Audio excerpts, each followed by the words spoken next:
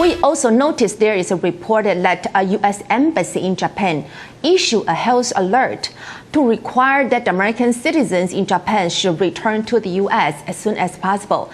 And how do you see this measure taken by the U.S.? It is very much understandable because living in a foreign country where the language spoken locally is something that you don't speak, it makes you feel nervous, much more nervous than otherwise. And so in cases such as this, almost all governments, regardless of the country, are encouraging their citizens to do the same. So the Japanese government is also encouraging those people living in France and other nations to come back home, although the Japanese citizens coming back from abroad must take 2 weeks of self-quarantine. And in that sense, the announcement that you heard from the Tokyo-based U.S. Embassy is understandable and with reason. Now we see that maybe Taiwan has done a fairly good job at containing the spread of the coronavirus. However, it is still excluded from the WHO mechanism. As you recall, in late January this year, Prime Minister Abe even called upon the world to include Taiwan in the global network to fight against the virus.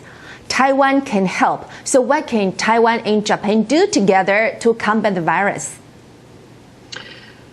Health for humans is the most important common goods. Therefore, it should exclude none. Let it be Taiwan or whoever. The most important common goods is for the humankind, and so it must be inclusive. I think that's a general consensus you could find among the Japanese people. But before Taiwan joining WHO as an official member, still Taiwan and Japan could do a lot.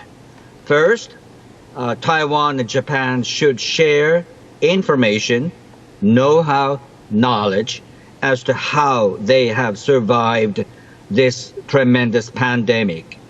Taiwan is the best performer, bar none, without question. But Japan so far has done a relatively good job. If you look at the growth rate of the number of those people who lost their lives, Japan's curve is rising like this. But if you look at the curve for the United States, the UK, Spain, and Italy, it's almost like this, 90 degrees. Japan is like this. So Taiwan and Japan could share information, knowledge, so that jointly they could tell the rest of the world how they have survived the pandemic.